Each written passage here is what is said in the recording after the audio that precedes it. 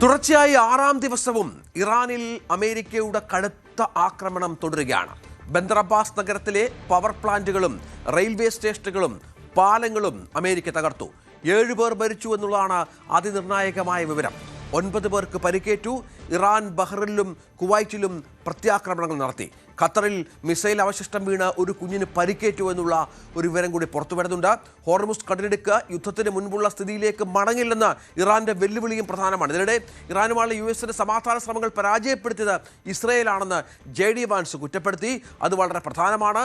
അജയ് സുധാ ബിജു വിവരങ്ങളുമായി ചേരുന്നു. അജയ്, കടുത്ത ആക്രമണം തുടരുന്നു പശ്ചിമേഷ്യയിൽ. ഇറാന്റെ പ്രത്യാക്രമണം നേരത്തെ പറഞ്ഞതുപോലെ ഗൾഫ് രാജ്യങ്ങളിലാണ്. തുടർച്ചയായ 6ാം ദിവസമാണ്. എന്താണ് സംഭവിക്കുന്നത്? ഹോർമുസിലേക്ക് കേന്ദ്രീകരിക്കുകയാണ് ഇപ്പോൾ ഇരുപക്ഷങ്ങളുടെയും കുറ്റപ്പെടുത്തലുകൾ. രഞ്ജിത്ത്, പശ്ചിമേഷ്യയിൽ ഒരു തരത്തിലും ആശ്വാസത്തിന് വകയില്ല. ശക്തമായിട്ടുള്ള ആക്രമണം തന്നെ 6ാം ദിവസവും അമേരിക്ക നടത്തിക്കൊണ്ടിരിക്കുകയാണ്. ഇപ്പോൾ 6ാം ദിവസത്തെ ആക്രമണം താൽക്കാലികമായി അവസാനിപ്പിച്ചു എന്നാണ് US സെൻട്രൽ കമാൻഡ് അവരുടെ എക്സ്പോസ്റ്റിലൂടെ വ്യക്തമാക്കിയിട്ടുള്ളത്. പക്ഷേ ഈ സമയം കൊണ്ട് തന്നെ ഇറാനിൽ കനത്ത നാശനഷ്ടം വിതയ്ക്കാൻ അമേരിക്കയ്ക്ക് സാധിച്ചിട്ടുണ്ട്. പ്രധാനപ്പെട്ട ആക്രമണം നടന്നത് ബന്ദർ അബ്ബാസ് എന്ന് പറയുന്ന നഗരത്തിലാണ്. ഇവിടെയുള്ള ഒരു റെയിൽവേ സ്റ്റേഷൻ, ഒരു പാലം, അതുപോലെ തന്നെ പല പവർ പ്ലാന്റുകൾ എന്നിവ തകർക്കപ്പെട്ടു എന്നാണ് വിവരം. ബന്ദർ ഖാമിർ എന്ന് പറയുന്ന ഒരു പാലം പൂർണ്ണമായിട്ട് തകർന്നു വീണിട്ടുണ്ട്.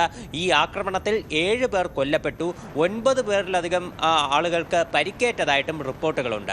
കഴിഞ്ഞ ദിവസം ഇറാനിലെ ആരോഗ്യ മന്ത്രാലയം 30-ലധികം പേരുടെ മരണം ഔദ്യോഗികമായി തന്നെ സ്ഥിരീകരിച്ചിട്ടുണ്ട്.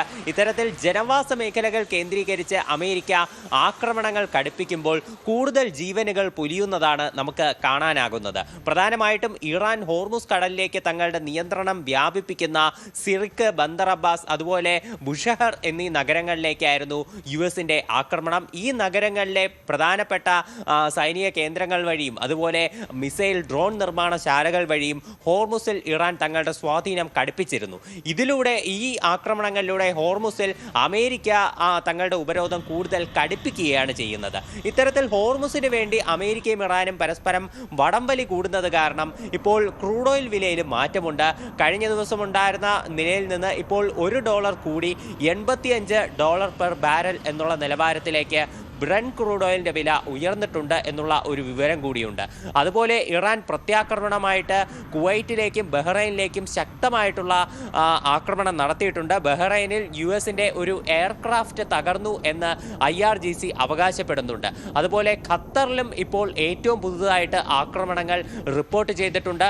ഖത്തറിലേക്ക് നിരവധി മിസൈലുകളാണ് ഇറാൻ തൊടുത്തുവിട്ടത്. ഖത്തറിന്റെ ആഭ്യന്തര മന്ത്രാലയം ഇപ്പോഴും മിസൈലുകളെ ഇന്റർസെപ്റ്റ് ചെയ്യുന്നു